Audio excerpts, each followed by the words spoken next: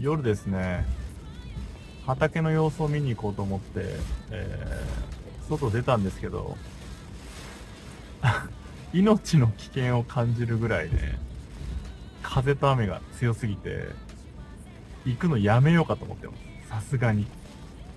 てか、耐えられんのこれっていうぐらい、雨風が来てます。まあ、マジでやばい。